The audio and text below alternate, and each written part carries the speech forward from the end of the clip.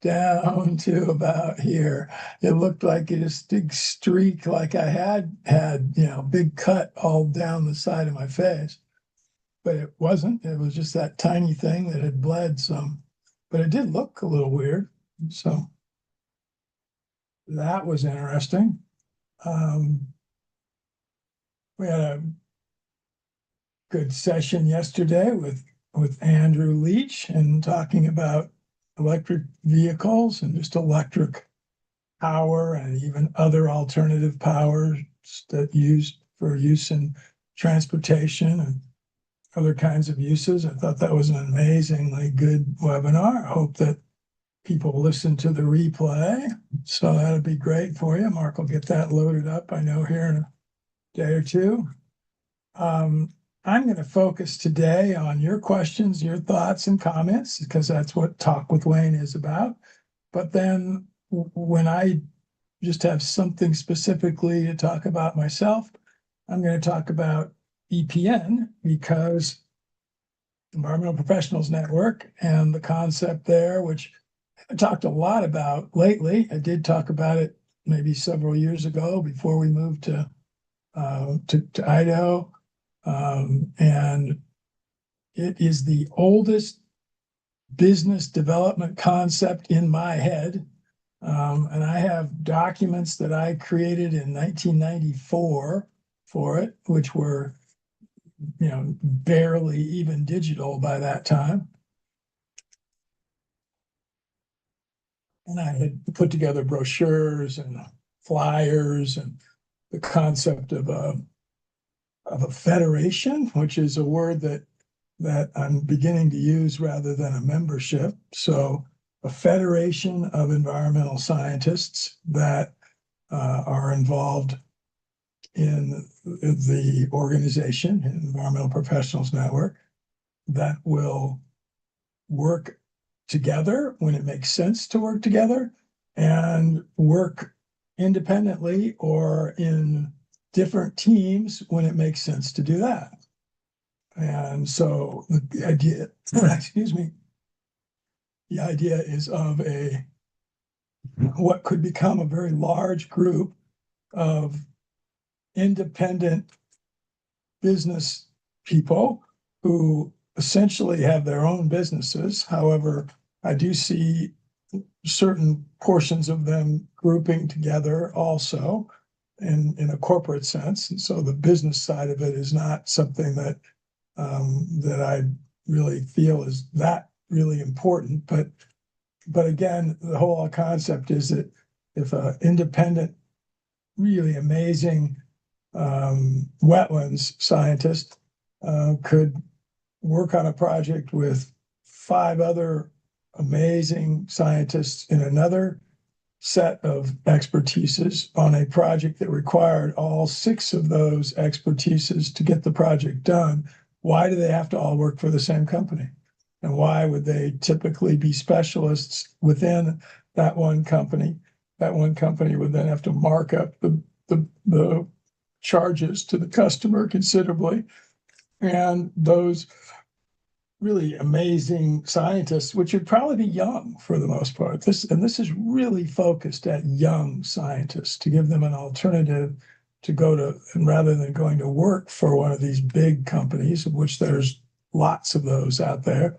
Instead, they could just make it financially by having more than enough projects to work on their own. And then also maybe a bigger deal yet, the vast majority of technical experts don't want to do one thing that they have to do if they were going to be in business for themselves, and that's sell. They are not salespeople. They have no interest in selling. And that's probably the biggest reason that they're not even thinking about going into business for themselves. So all those things get solved by this organization, by this type of an entity. So anyway, we'll talk a little more about that, but let's start out with the idea of drought. And let's just see a couple of comments that Alicia made. One was on Colorado River that's at low levels. Another's on the Rio Grande. Let's just click on one of these. This is the one. This is the link for the Rio Grande.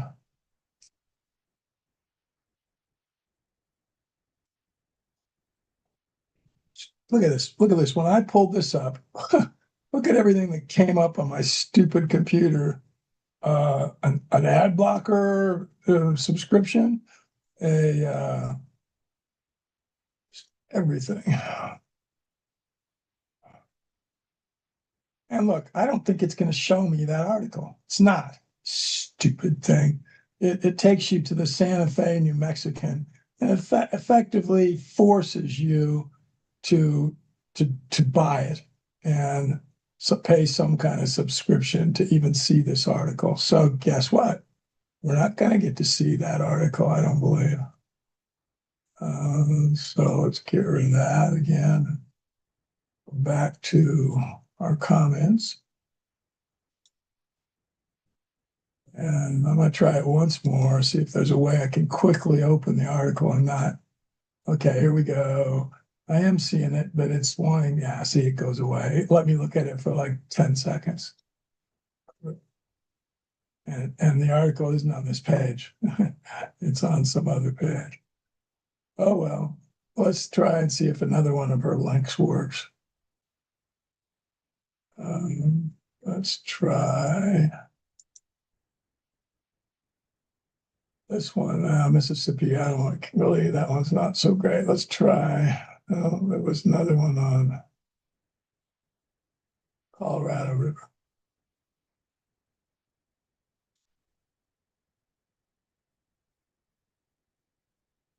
Oh, this is just a percentage of, here's the percentage of the median different dates, starting with 10-1 of 01,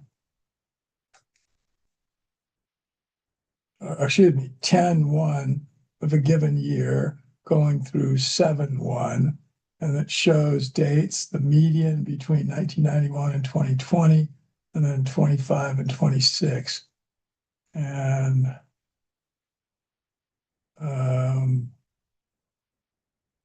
Alicia, I don't think this is necessarily proving your point.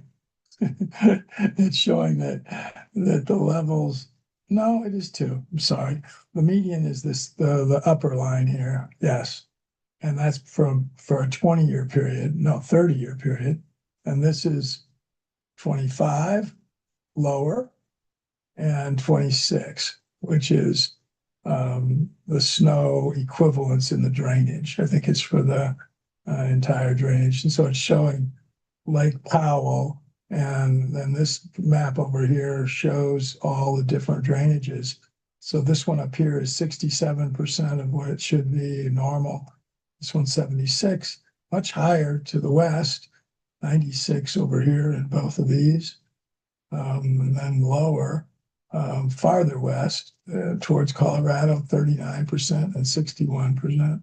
Only 24% here in one that's in this area. And then farther down, you get it's 29%, so considerably lower.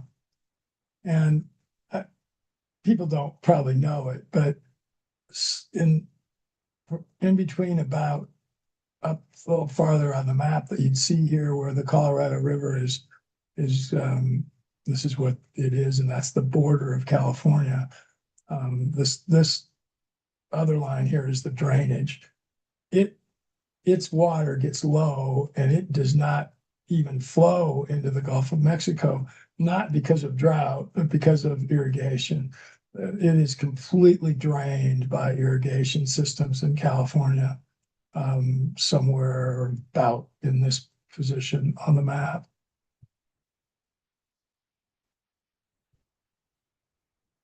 You know, I hate to say it, I don't mean to be negative about your feeling, but these are not very big changes, Alicia. This is not some dramatic drought that's going on. There have been times when it's been considerably more, and And it's interesting that it shows this 91 to 2020 average, because I think if you put the 1960 to 1990, so the previous 30 years, it would be way over the average, way over.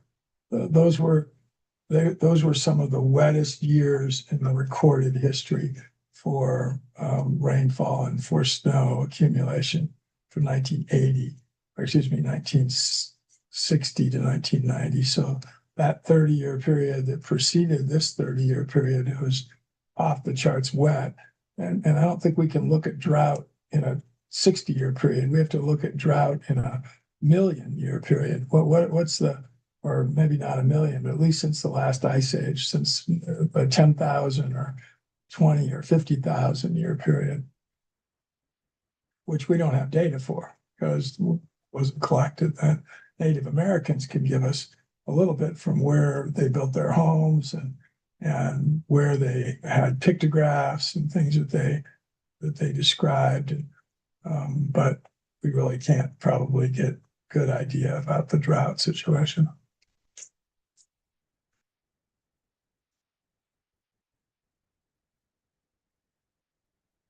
So let's go back to questions and thoughts here.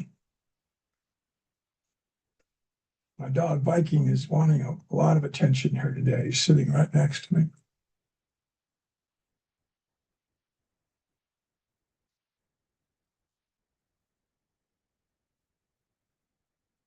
Article in Nature is always good. I doubt we'll be able to get into this Nature article without a subscription. It's a very expensive journal.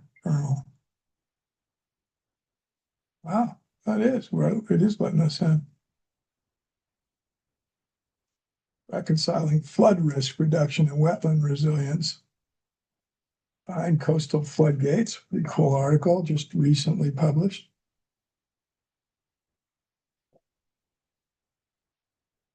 This is what's called a refereed journal, which means it is really difficult to get an article published. You have to submit it and have it reviewed by your peers, by other scientists, and it has to be very well done. And they turn down 100 for every one article that they accept, which is why the most prestigious publishing you can do as a scientist is in these certain refereed journals. And I said Nature. It's not in Nature. It's in something called Nature Water, which is a different one. See what this is talking about. Coastal urban areas face increasing threats for sea level rise, extreme weather events where population relocation is not feasible. Hard engineering defense measures are adopted to mitigate flooding. However, the implications of such innovations for surrounding coastal is poorly understood. It's probably true. Here we explored the effects of recently inaugurated storm use periods on hydrodynamics and wetland resilience within the Venice Lagoon. I wonder if that's the one in California. Venice is an area. And now this is down in Louisiana, it looks like.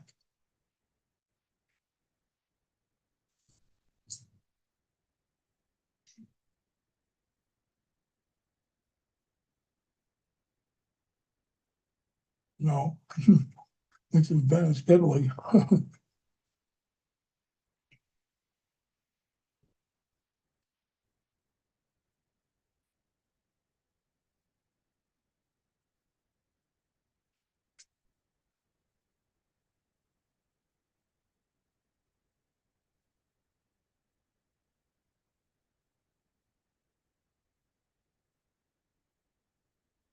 These are flooding events for Venice, which looks like obviously since about 1950 have gotten worse.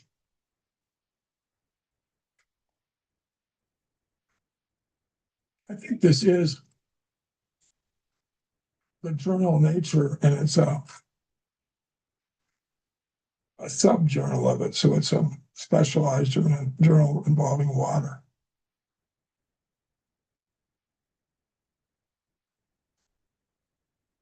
All right.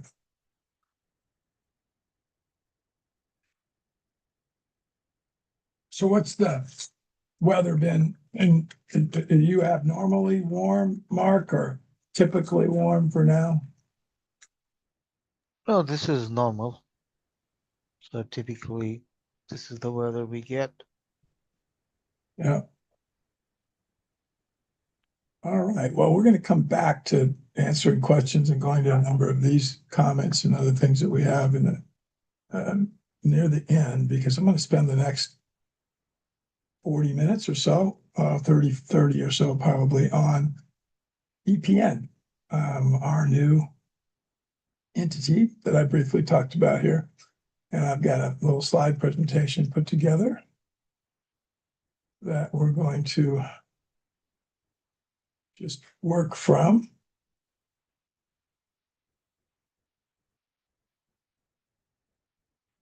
Oh, there we go, view.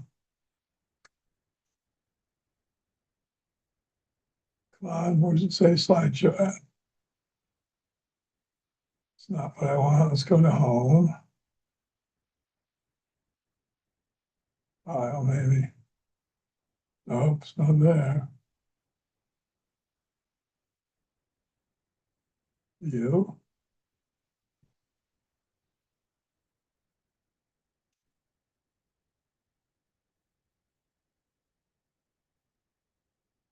Wow, why am I missing it? It usually just says, here we go, slideshow.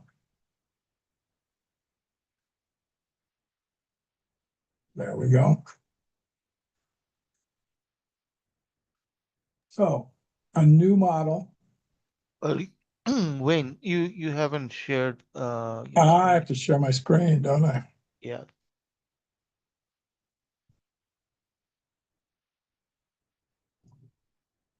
Let's do that.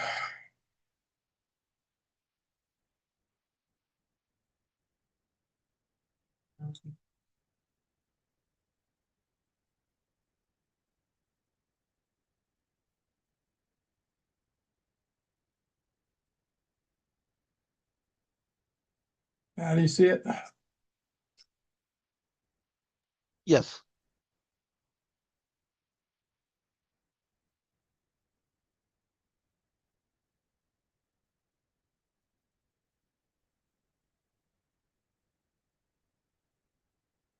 And the stupid button bar needs to go away.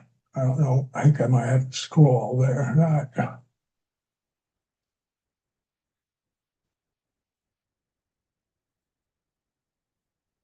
So I don't believe this is just a new model for the environmental industry.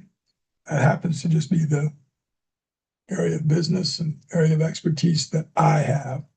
And I think it is a new model for any kind of business that makes its money selling advice, education, and services of some kind. Accountants, lawyers,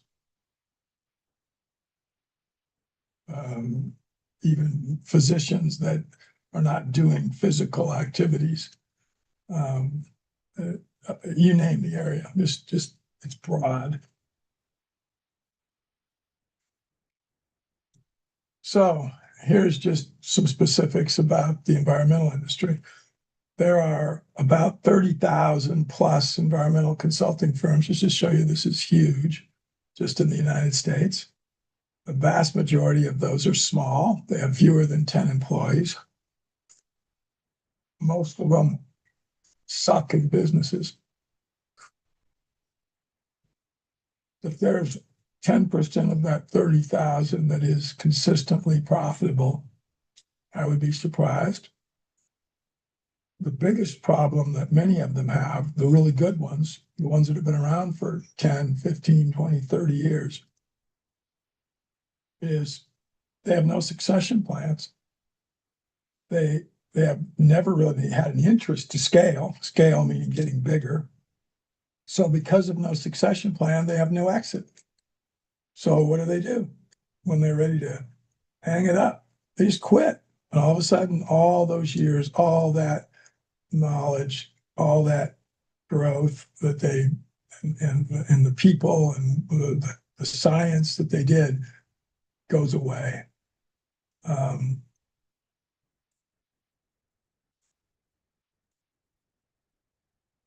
so what's growing? What's growing are the large firms, those firms with 10 or more employees.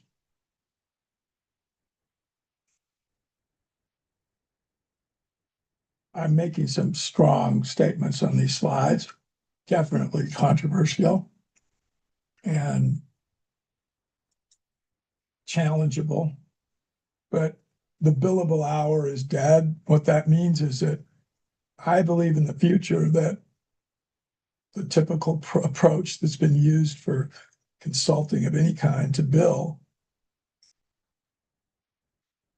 which is hourly with retainers and other such approaches, is going to die because clients are going to get the work they need for fixed costs, for project by project type of billing. And the fact is, if you take the billable time of a scientist now, because of AI, it can do in 4 hours of what used to take a scientist 4 weeks to do. Well, it used to be you could bill for those 4 weeks. Now you can only bill for 4 hours. If that's really all they're working, you can't make money doing that. So you got to figure out how you bill, which is going to be based on success. Do you accomplish the goal that the client wanted you to accomplish for them? And if you do, then you're going to get paid appropriately. If you don't, you're not going to be able to make it. And that's another challenge that these smaller firms are going to have. The firms that survive will be the ones that see this coming. And right now, I don't think that's very many of those 30,000. So you know this story. I'm doing this actually because we're going to make some mini videos of this.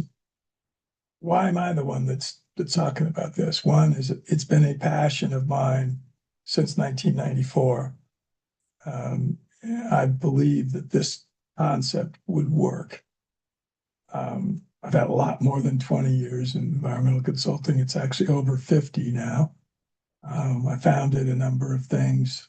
I did not found alone. The Institute of Economics, Dennis Weaver was actually the original founder, and I picked it up when Dennis died. This EPN concept that I talked about, which is a federation model for the industry, is my concept. And I've actually done the first growth/acquisition by buying this company right here, Summit. You can see it on the hat, Summit Environmental in Boise. And another passion that those of you that know me know that I have is believing that there's also the place for the whole concept of economics, which is communities, people working together that want to do things to make the planet better in a synergistic way. And I think that this whole concept fits into that. It doesn't need to be built in that manner, but that's what I want to do with it. So what is this EPN? What is the Environmental Professionals Network? It's a professional federation. It's not a membership club, not a franchise, not a roll-up, even though I'm personally doing the roll-up side of this also. And it is a federation of independent firms who keep their identity, their clients, their culture.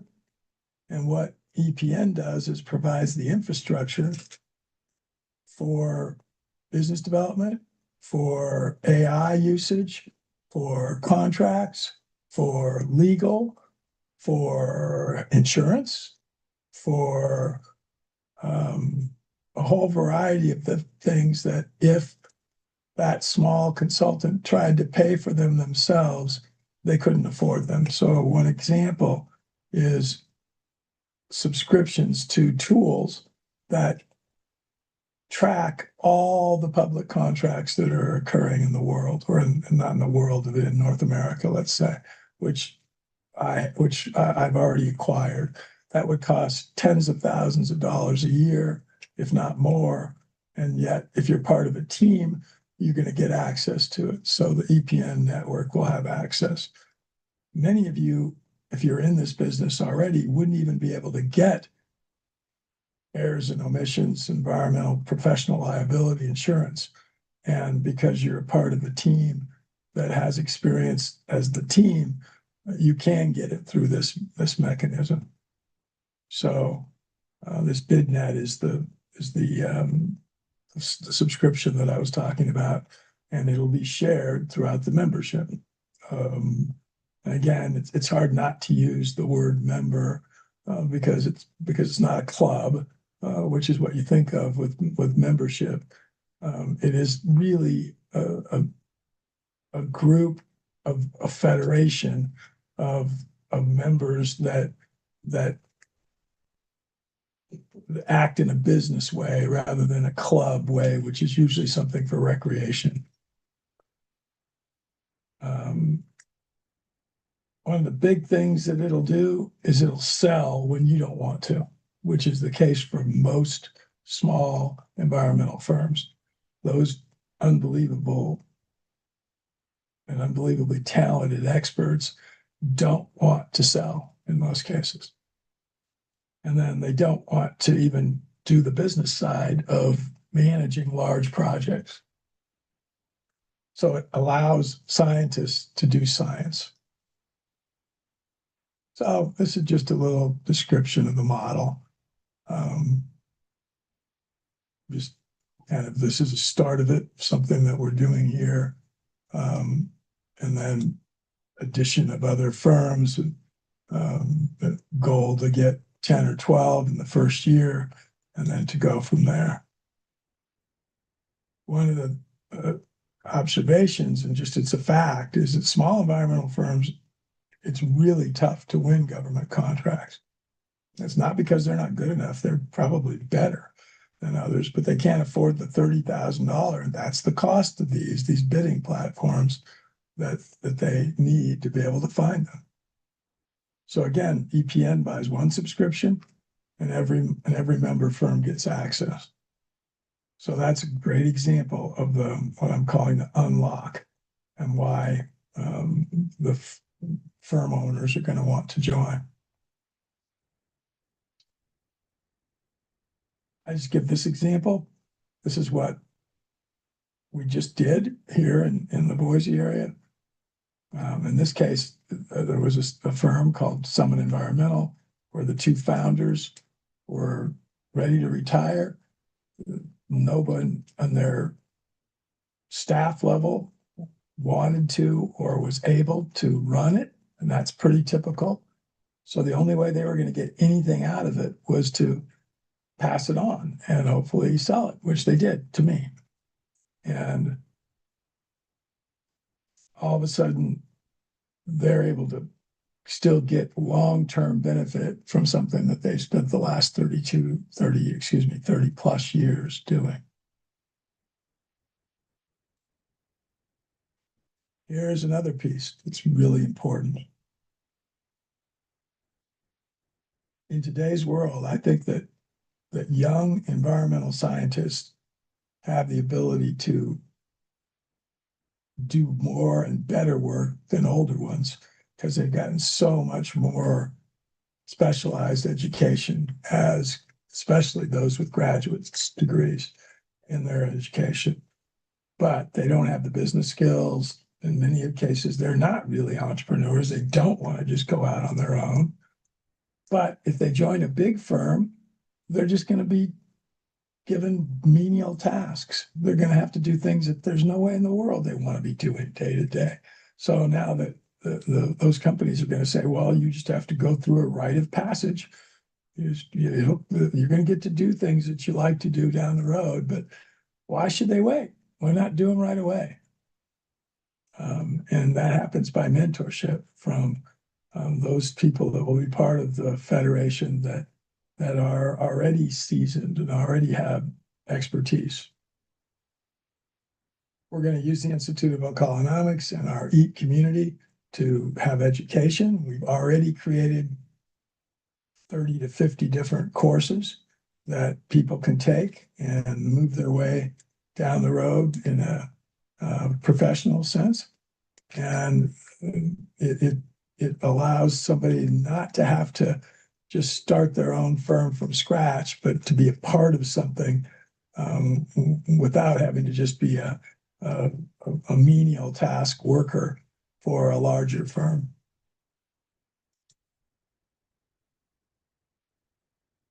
This is just something that I talk about all the time, and the whole word economics, which is profit plus planet. So helping people make some money, making the planet better. You can't have environmental protection without economic viability. A lot of people don't care if there's economic viability. They just want the environmental protection. I don't. That's not what I think is the right thing to do. You can't have lasting prosperity without a healthy planet. So it's really not good that we make a choice between them. Instead, let's do them together.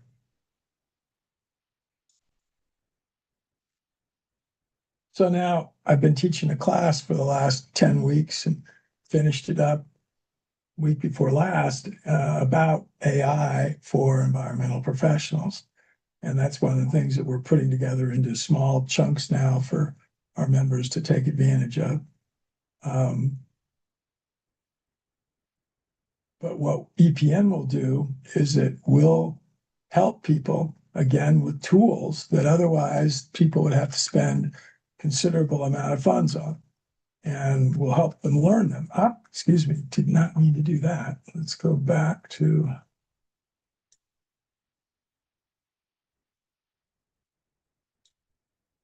oops. Yep, we were on the right one here. Where it takes advantage of a group of people having all these talents, which are exclusive to them, necessarily for in some cases, but then they could share it with others. Small firms suddenly compete with firms 10 times their size. So I'm convinced that AI is going to just change the way we use all this enormous amount of data that we have, but we can't do it alone. We have to do it in a group setting. So here's what we're doing. Here's the framework in building this network, this federation. We have started it. We're putting together a new website now. We already have an EPN website. We'll show that to you here in just a second. We've had that for a couple of years and just haven't really done anything with it. There will be 3 to 5 additional acquisitions here in the Mountain West. But then we'll add a whole bunch of other businesses that are not being acquired, but rather they're just they're becoming parts of the federation. And then the goal is by the end of 2027, 28 to have this now grown entity within EPN to be 10 plus firms where there's an active education layer and a national contract pipeline in place. And we've already talked about this, but I just wanted to kind of end it with a slide showing this. Why now? Why is this the right time? One, AI is disrupting the billable hour model. Talked about that. The window is now to act. Baby boomer firm owners are retiring without succession plans. Environmental remediation just keeps going up. It's a $20 billion annual market now, and it's growing exponentially. Climate regulation, Superfund enforcement are all accelerating. And consolidation is inevitable in one way or another. Well, why not do it this way rather than the traditional way? So how can you get involved? We're looking for firm owners, so companies that are small and that the owners want to become a part of the federation. You keep your firm, you gain the benefit of the network, and I want to talk with you. Young scientists. It's another alternative to just going out there, going to work for doing things you don't really want to be doing for a much bigger firm. Build your career the right way. there is still going to be this roll-up side where this is going to be occurring. So there is going to be a need for capital. And then we're going to always be looking for strategic partners that can add additional services of one kind or another. The network's going to need those also. So, kind of a final slide here. The environmental industry will consolidate. The only question is whether the people who build it are the ones who shape what it becomes. Or is it just going to be wealthy business people that know how to build big businesses, don't really care about the environmental consulting side of things, that make it large? That's the standard model that's out there now. I did that quite a bit faster than I thought I would. So I'm going to kind of go back to escape from this and stop sharing my screen here. Well, actually, I'll leave it on here for just a minute. And let's just see if there's any questions or comments.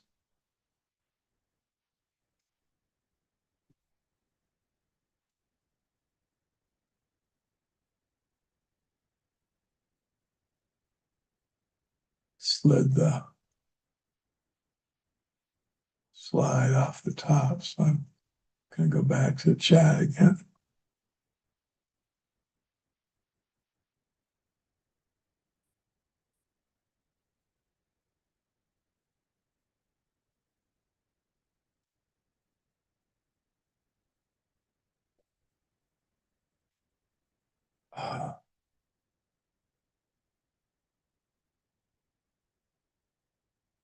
Somebody, I don't even know who made these comments, but just said what I just said. Forming a federation of environmental consultants creates a powerhouse of cross-functional expertise, allows independent professionals to pool resources, bid on larger multidisciplinary contracts, share administrative overhead. I didn't even mention that.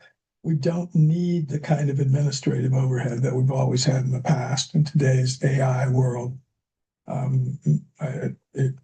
You can share so much more, including brick and mortar.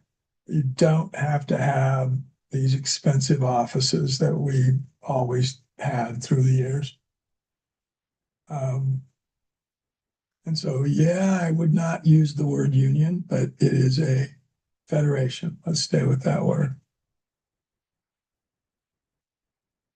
And again, whoever put these comments in, talking about, again, all the things that I just said, higher operational costs and so on. So there is something out there I didn't mention, but called SCORE, which is something done to help business owners in new areas. It's called the Service Corps of Retired Executives. And it is done through the U.S. Small Business Administration. And people volunteer to be members of SCORE, and then they help young business owners to create and build their businesses in the early phases. And SCORE is a great offering. I don't think many business people even know it exists, and yet they're out there. Honestly, they are a little government hindered because it's a very bureaucratic, and you have to sign up, and sometimes takes years before you get assigned a series of people to help you. If you're aggressive, you go out and find them yourself. But we should all have business mentors, by the way, and no matter whether we're old and gray like me or young and just getting started. So I need a mentor as much or more now. And here's a big thing that we need to be finding, and certainly it's huge for me. I've mentioned it, but I'm going to continue to say it until I solve the problem. I am looking for another me. I don't have a good succession plan, and I don't have the right person in my mind to take over and doing all the different economic things that I'm doing. So I'm looking for that kind of a person. So anybody that has those kinds of interests and believes you might be that person, you should get a hold of me. So let's see what we have next. There's some more. Oh, that was the last comment. So any other comments on this whole EPN concept? I'm going to show the websites in a minute.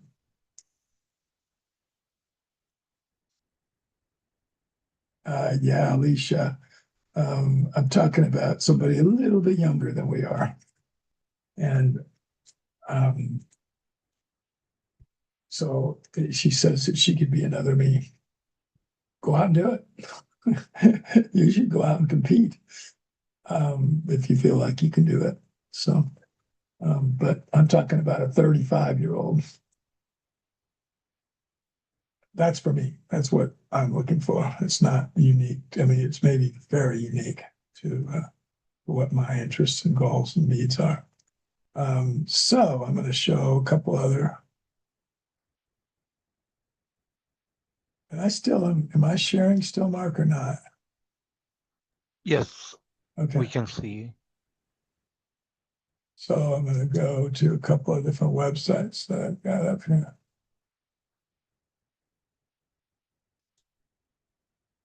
All right.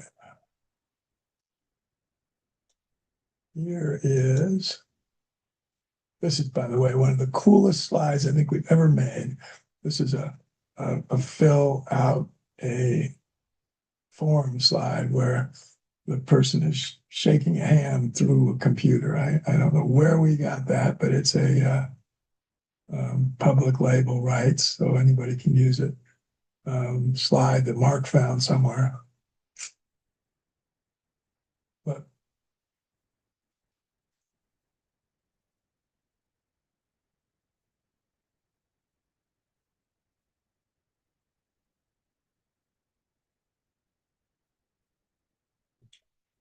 we're going to be modifying some of the language here, but it really is saying the same thing that I just talked about. But I've gotten some AI advice as well as some other professional advice that this looks too much like a membership club, and it's mainly from the language, and we need to change it to look more like a federation.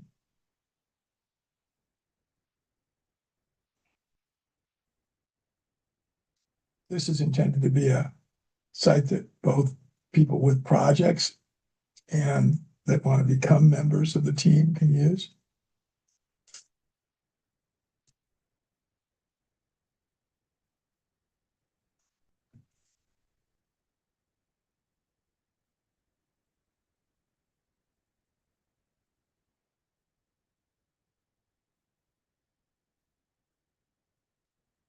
I'm chewing, but I wanted you to read that. Are you one of those nerdy scientists who just needs to get all the details? If I am pointing the finger at you here, as they say, there are these three being pointed back at me. And that's true. I am actually the super anal nerdy guy who needs to get all the education and make a decision. So we have it for you. Just click at the button below and we'll get you a 9-page document with all the details about what you can expect as a member of EPN. And so we do have some brochures. And I don't know that we made this site 3 or 4 years ago. I'm not sure, Mark. Do you remember can we get to the documents within here? I don't think we can. I don't think we published them in here. We do have a brochure. I'm not going to click on that one right now, but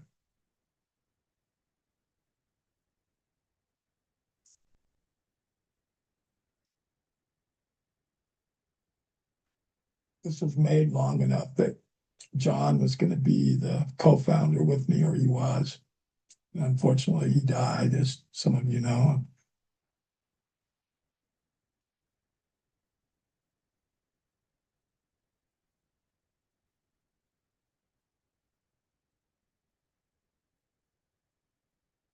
A lot of this is going to change in its details, but we're going to keep this logo. And we have another site with just a different version of the URL. So instead of EPN community, it's environmentalprofessionalsnetwork.com, which is mainly a blog site. And Mark, you remember why? Why did we set it up to look like this? Because it's, it looks like it should be, you could change it from desktop to mobile, but it keeps defaulting back to mobile. Yeah, so yeah, you're seeing a different version of it, so I don't know why it's showing up that way. Why don't you show me what you see on your Okay, desktop? So you take the screen. all right. So I'll share my screen. You'll have to stop yours for a second. Oh, right. I have to turn mine off. Mm. Just a second. No, it's not. Come on. So I can replace it. Okay. And did you Did do it? it? Did you get it? Yeah. Yeah. Did it stop yours? No, let me see. Okay. Stop sharing. Doesn't, when I click on share, it's not giving me the allow multiple presenters to share. So that should allow you to. Yeah. I just replaced the Yeah, I one see that. it now. Yeah. This is what I see. Yeah, that's a whole different look. That's Yeah. without showing it, without seeing the subdomain. That was Mhm. taking me to the blog because click on blog, and I bet that's the top of the blog page. All right. Let's see. No, it's not. A blog page just has individual articles. I have no idea where that homepage is coming from. Going to this blog. Maybe you're seeing the blog on here. And that was the blog that was showing Yeah. up. Right. But that's not the home page. So this is the home page here. Right here is the home page.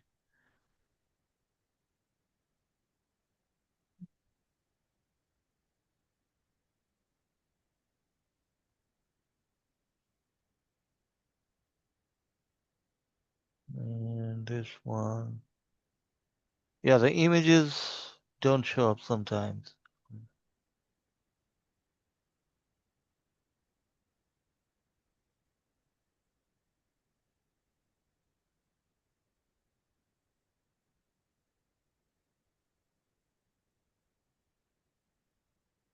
It doesn't exist anymore.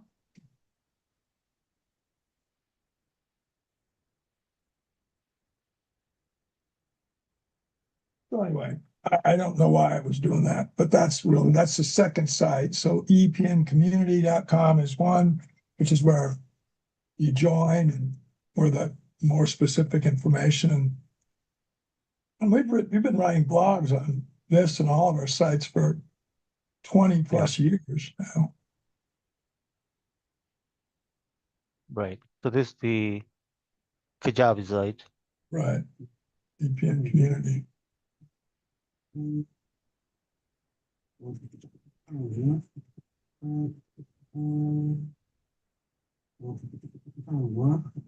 Right. Well, that's a good enough amount for looking on projects. Here's something about Zach White that Zach Weiss, excuse me, is somebody that we haven't interviewed, but I've met him at a number of conferences. A great guy. Zach Weiss in New Mexico joined him for an exclusive student-only learning experience on a real project site. And he's Oh, did really into city water restoration. your So, camera moved? Wait. Now we are seeing the uh oh, bookshelf. yeah, Yeah, it did. there you go. Okay. Yep. I click on, I'm not sharing. I got to share again. Let's share my screen one more time. Wrong one, but that'll work. I'll go back to, yeah, see, Mark, that's showing, for some reason, a weird look at the blog page. And yet it doesn't say .com / something. It's just .com. Yes. Uh-huh. A little weird. Ah, yes. I don't know why this is happening. Well, I'm going to go now and click on this article it's about Zach Weiss.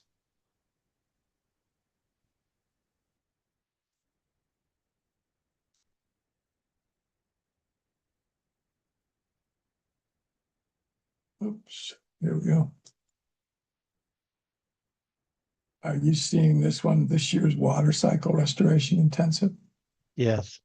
Okay, so here we go. This is something Zach's doing down in New Mexico. Zach is really into urban water collection.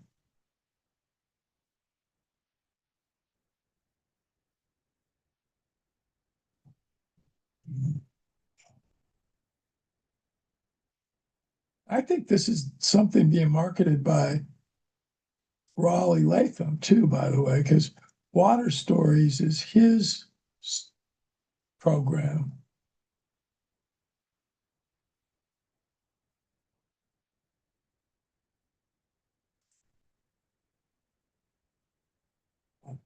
This is where Bob Christador lives down in this area.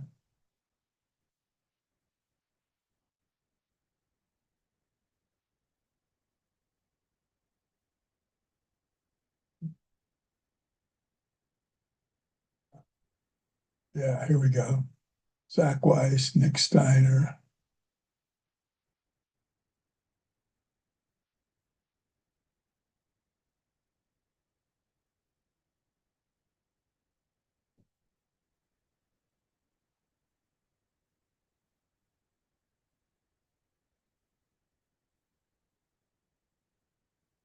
It's not Raleigh.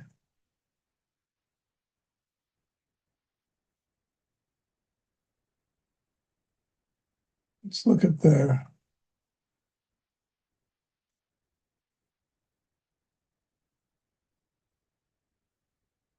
Oh, let's check another one real quick. Another one of the leads that you.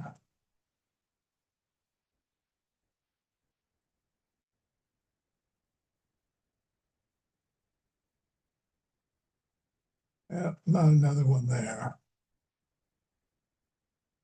There's some others about soil water conservation. Sepp Holzer's an incredibly cool guy. We talked about Sepp a couple of weeks ago, actually, more.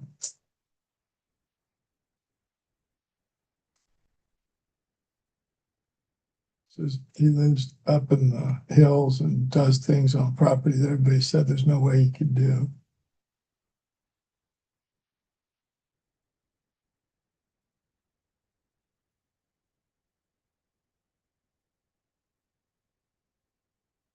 Here's where he lives in Austria,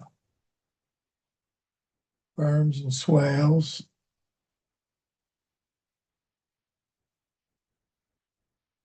Here's road going up and through his place.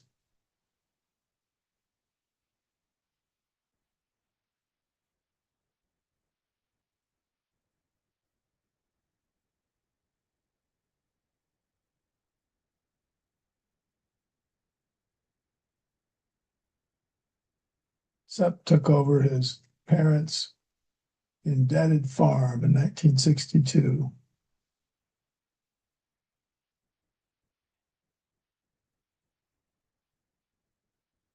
That obviously was a picture, a black and white picture of his family.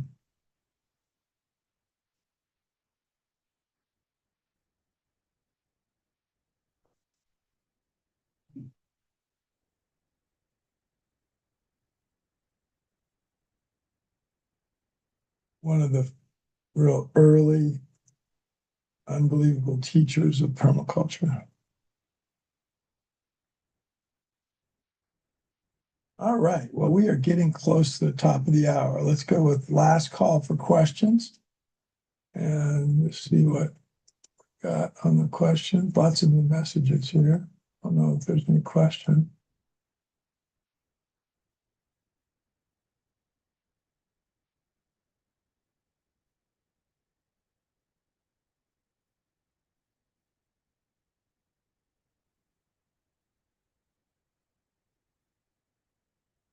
Well, I don't see anything else right here. Robert has a question. He says, Okay.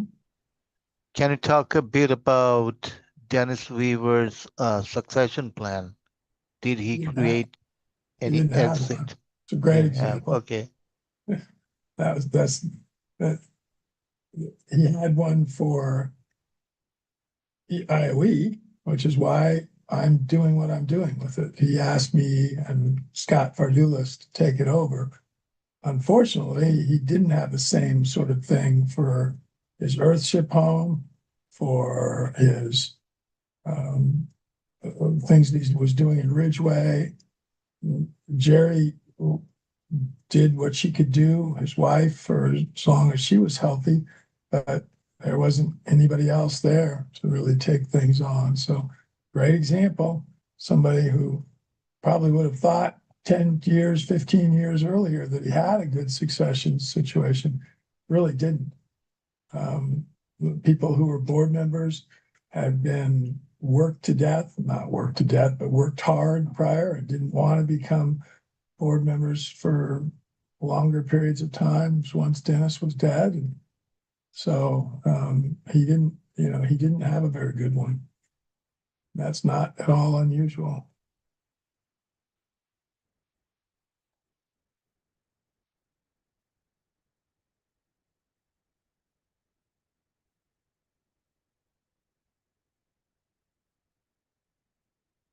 One thing that wasn't out until it was out last week, but I'm not sure we talked about it.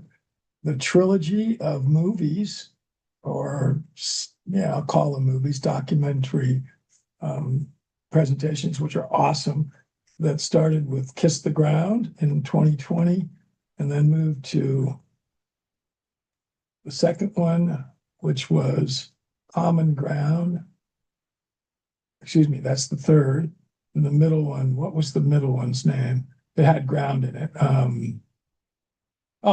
Excuse me, it was Common Ground. That was number two. It was in 2023. And now Groundswell is the one that's just most recently out. It's available on Prime. Unfortunately, you do have to be a Prime member to watch it without paying just individually for it. So it's not out there free yet, but it's hosted by Demi Moore and help me, same Demi and this fellow, I'm not thinking of his name right now, have hosted all three of the movies. Help me with the name, somebody.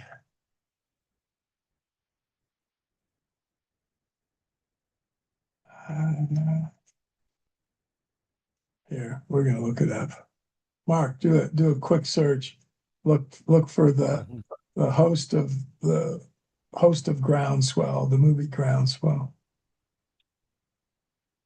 It's because if I click around, I'm gonna lose the screen here.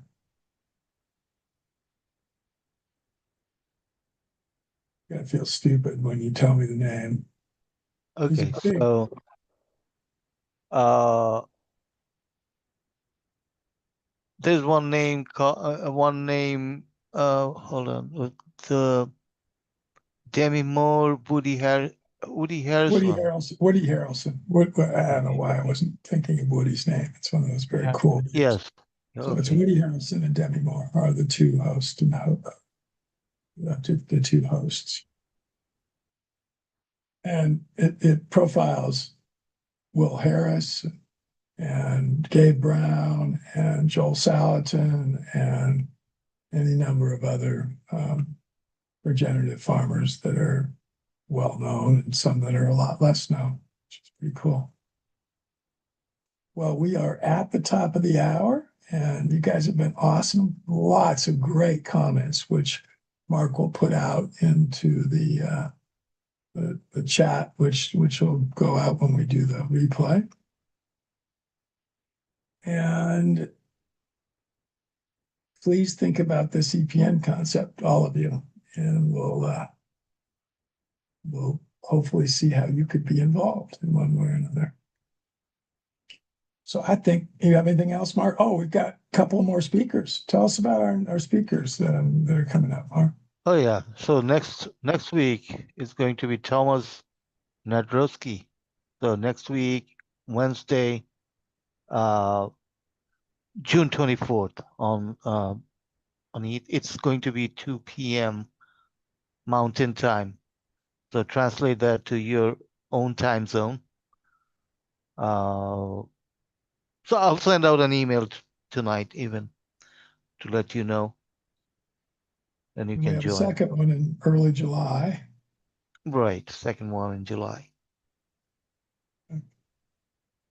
And watch the replay from Andrew Yeah, that he we was just great. did from yesterday. Right. I All look for right. the email. Yeah. Thanks, everybody. Take us